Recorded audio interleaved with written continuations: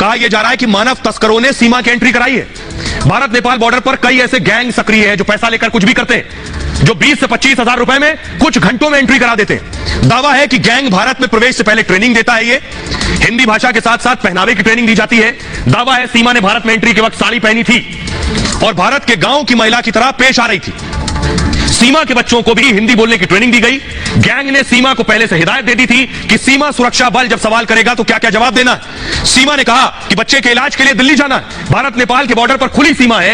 इस रूट से ड्रग्स तस्करी की खबरें भी आती हैं। इसको रोकने के लिए एजेंसियां अलर्ट हो गई हैं और सवाल यह है, डरा देने वाली खबर यह है कि इस रूट का इस्तेमाल नकली करेंसी वाले भी करते हैं, ड्रग्स तस्कर भी करते हैं, मानव तस्कर भी करते हैं। इसलिए सवाल खड़ा हो रहा है, सीमा ने ये इतना बड़ा अवैध काम किया है जिसके लिए बड़ी सजा मिलनी चाहिए। सुनिए जरा क्या कुछ कह रहे हैं मेजर जनरल के सिन्हा।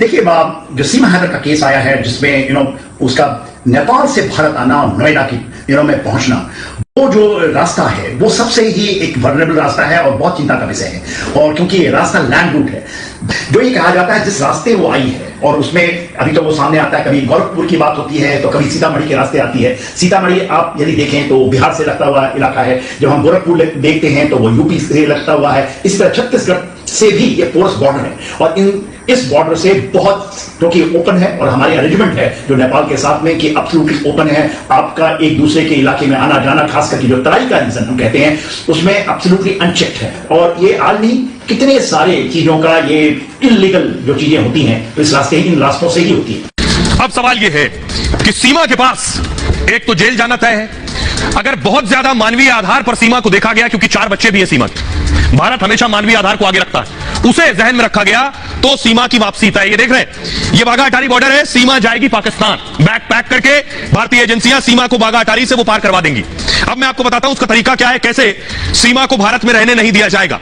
कोई भी शख्स क्या ऐसे हिंदुस्तान में आ सकता है सिर्फ ये कहकर कि मुझे प्यार हो गया इसलिए मैं हिंदुस्तान आ गया अवैध तरीके से? क्या कोई दुनिया के किसी और देश जा सकता है सिर्फ प्यार के नाम पर?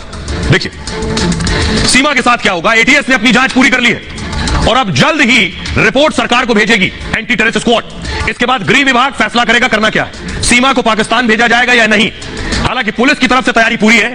पुलिस के स्पेशल एडीजी ने इस बात की पुष्टि की है, कहा पाकिस्तान भेजने की कानूनी कार्रवाई चल रही है, यानी सीमा को पाकिस्तान जाना तय है। भारत में रुकना है तो नागरिकता के लिए आवेदन करना होगा। इसके बाद नागरिकता पर फैसला केंद्र सरकार लेगी। नागरिकता देना या नहीं देना केंद्र का विशेषाधिकार है। राष्ट्रीय सुरक्षा और मानवाधिकार पर फैसला लिया जाता है। हालांकि अवैध प्रवासी को नागरिकता मिलना मुश्किल है और सीमा अवैध प्रवासी है। अवैध प्रवासी मतलब बिना पासपोर्ट वीजा रहने वाला। सीमा की गिरफ्तारी अवैध प्रवासी के रूप में हुई है। ऐसे में सीमा का पाकिस्तान भेजा जाना तय है लगभग, और यही रास्ता है, यही गेट खुलता है। बीएसएफ की टीम गेट खोलती है और उस पार करा देती है। अब सुनिए जरा क्या कुछ कह रहे हैं संजय निषाद और एडीजी प्रशांत कुमार। कोई भी व्यक्ति अगर पाकिस्तान का भारत में आता है तो मेरा एक ही राय है, उसे पाकिस्तान भेज देना चाहिए। हम तो रहते तो उस समय जब पाकिस्तान भारत का बंटवारा हुआ था तो सबको मैं पाकिस्तान भेज देता, अब फिर में भारत आराम से रहता है, बीमारी नहीं रहती आज के दिन में। तो जांच एजेंसी है, लोकतंत्र में संविधान है और जांच एजेंसी में जो भी मामला सामने आएगा और जांच की प्रक्रिया, चूंकि न्यायपालिका जहां बनी हो, न्यायिका बनी हो, कार्यपालिका बनी हो, तो सभी स्वतंत्र है। अब जांच एजेंसी चल रही है। अभी इतनी जल्दी ये मामला 2 राष्ट्रों के बीच जुड़ा हुआ है, इसमें जब तक पर्याप्त साक्ष्य नहीं मिल जाते कुछ भी करना उचित नहीं। जब एक बार वो जेल जा चुकी है उसके बाद बेल पे है, अब उसके बाहर भेजने की जो विधिक प्रक्रिया है उस हिसाब से कार्रवाई चल रही है। बाहर भेजा जाएगा सर वापस? नहीं, ये तो इसके लिए पहले से कानून तय है, उस हिसाब से कार्रवाई कानून। अब आपको बताता हूं कि आखिर सीमा को वापस कौन भेजेगा, कैसे डिपोर्ट किया जाता है, इस प्रक्रिया में क्या होता है।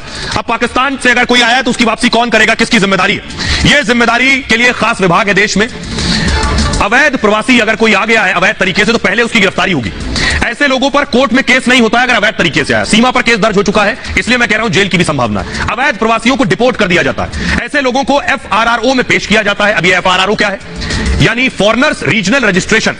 इसके बाद आरोपी डिटेंशन सेंटर भेज दिया जाता है। डिटेंशन सेंटर यानी हिरासत में रखा जाता है। करीब 15 से 20 दिन तक डिटेंशन सेंटर में रखा जाता है। इस दौरान डिपोर्ट करने की प्रक्रिया और कार्रवाई चलती रहती है। एफआरआरओ विदेशी को वापस उसके देश भेजता है। अलग अलग शहरों में एफआरआरओ ऑफिस डिटेंशन सेंटर बने हुए हैं। डिपोर्ट करने का फैसला इमिग्रेशन विभाग लेता है। गृह मंत्रालय के अंतर्गत आता है इमिग्रेशन विभाग। एटीएस ने रिपोर्ट गृह मंत्रालय को भेजी है। पिछले साल असम से 7 जर्मन नागरिक डिपोर्ट किए गए थे। ये लोग बिना मिशनरी वीजा के धार्मिक कार्यक्रम में शामिल हुए थे। वीजा नियम के उल्लंघन पर इन्हें डिपोर्ट किया जा सकता है। अगर वीजा खत्म हो गया तब भी डिपोर्ट किया जा सकता है। और बिना वीजा पासपोर्ट भी देश में घुसने वाले डिपोर्ट होते हैं। सुनिए जरा सीमा के भारत आने के बाद यहां जो कुछ चल रहा है उसके बाद पाकिस्तान के लोग क्या कह रहे हैं। सबसे पहली बात ये कि जो उसका एक्सेंट है, पति पत्नी, भाई है कि वो भारत की रहने वाली है एंड उसका पाकिस्तान से कोई लिंक नहीं है। मतलब ये कि अगर वो 20 साल की है तो 12 साल की उम्र में उसकी शादी हो गई थी और अब वो जो है वो 20 साल की उम्र में उसके 4 बच्चे। अनएक्सपेक्टेड चीजें जो है वो सामने आ रही है। पाकिस्तानी नहीं है और हमारा इसमें भी कोई लेना देना नहीं है। साफ पता चल रहा है वो इंडिया की है। मुझे तो समझ नहीं क्या कहानी चली। पहले वो कहते खुद ही मुसलमान है, खुद ही उसको कह रहे इंडियन है, ये फिर वो इंडियन की जासूस है, फिर उसके बाद ये पाकिस्तान का उन्होंने कह दिया। खुद तो वो सही तरीके से प्रॉपर बात करनी ना, जो एक कहानी घुमाई पे घुमाई जा रहे हैं। ये आगे जाके हो सकता है मामले को लंबा लेके जाना हो, ठीक है, और हो सकता है ये उससे कहलवाना ही हो कि आप ही कहेंगे पाकिस्तान के अगेंस्ट कोई बात कहें, क्योंकि उनका पता तो है नहीं वो किस लिहाज से क्या बात करते हैं। ऐसी औरत को मुझे लगता है सरेआम फांसी देनी चाहिए, ताकि बाकी औरतों को भी एक पैगाम हो कि नेक्स्ट टाइम अगर वो ऐसा कोई स्टेप ले भी रही हैं तो वो सोचें कि अगर हम अल्लाह ना करे खुदा ना खासा अगर कोई औरत ऐसा स्टेप सोचे भी तो उसको ये चीज याद आए कि उसके साथ ऐसा हुआ था तो मेरे साथ भी हो सकता है, उसके साथ होना चाहिए ये। लेकिन अपना मजहब किसी के लिए चेंज नहीं करना चाहिए। हाँ, आप मुस्लिम रह के आप उसके साथ शादी कर सकती हैं, कुछ भी कर सकती हैं, लेकिन मजहब को चेंज करना मैं कहती हूँ बहुत गलत हरकत है उनकी। और इस टाइम वो पाकिस्तान आने के काबिल नहीं है। अगर वो मजहब चेंज कर चुकी है तो उनके शौहर क्यों उनके पीछे इतने पागल हो रहे हैं? वो अपने बच्चे ले और सुकून से अपनी जिंदगी बसते हैं। वो जो लड़की लड़के के पास की 4 बच्चे एक्सेप्ट कर लेगा, कब तक रखेगा? 1 दिन रखेगा, 2 दिन रखेगा, फिर तीसरे दिन कौन बच्चे संभालेगा? बच्चे तो रुल गए ना। आइए, लेकिन ये पहला नहीं है वाकया। मैं आपको बताऊं, सीमा को जिस तरह से भेजा जा रहा है, इससे पहले कई और पाकिस्तानी आई हैं यहां जिनको वापस भेज दिया गया है उनके मुल्क। इसलिए अगर सीमा को वापस भेजा जाए तो ये कोई एक पहला मामला नहीं होगा। इससे पहले देखिए किन किन के बैग पैक किए गए हैं और वापस भेजा गया है। कई नाम है। पहला नाम इकरा जीवानी। सीमा की तरह इकरा भी पाकिस्तान से आई। ऑनलाइन लूडो के जरिए मुलायम से जुड़ी थी। मुलायम लड़के का नाम है। लूडो खेलते खेलते इकरा को प्यार हो गया। इकरा पाकिस्तान के हैदराबाद की रहने वाली थी। पाकिस्तान में स्कूल से निकली और सीधे भारत आ गई। दुबई काठमांडू के रास्ते इकरा पाकिस्तान से भारत आई। मुलायम यादव इकरा को लेने के लिए नेपाल गए। नेपाल में ही मुलायम ने इकरा के साथ शादी कर ली और 1 हफ्ते बाद सीमा पार करके दोनों बेंगलुरु पहुंच गए। फर्जी आधार कार्ड पर इकरा भारत में रहने लगी। जब जांच हुई तो मुलायम यादव पर केस दर्ज हुआ। इकरा को पाकिस्तान वापस भेजा गया। दूसरी नजीर है जूली। फेसबुक पर उत्तर प्रदेश के लड़के से प्यार हुआ। बांग्लादेश से यूपी के मुरादाबाद पहुंची। जूली अपने साथ 11 साल की बेटी भी लाई। प्रेमी अजय के साथ हिंदू रीति रिवाज से शादी की। भारत में जूली ने हिंदू धर्म भी अपना लिया।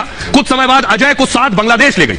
बांग्लादेश से अजय का फोटो परिजनों को भेजा। तस्वीर में अजय खून से लथपथ नजर आ रहा। परिजनों ने पुलिस से मदद मांगी और जांच जारी है। एक और नाम है सपला।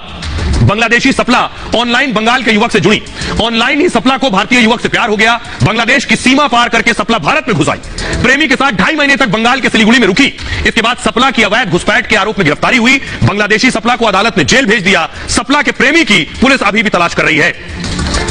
अब आपको दिखाता हूं कि आखिर सीमा को तो भारत अगर वापस भेजेगा तो यह अपने आप में एक नजीर होगी, लेकिन भारत से हामिद भी गए थे।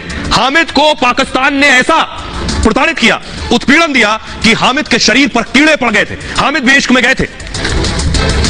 हामिद के साथ क्या हुआ? जैसे सीमा भारत आई वैसे हामिद पाकिस्तान पहुंचे।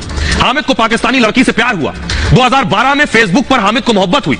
हामिद निहाल अंसारी मुंबई के रहने वाले थे। हामिद को लड़की ने बताया कि शादी होने वाली है।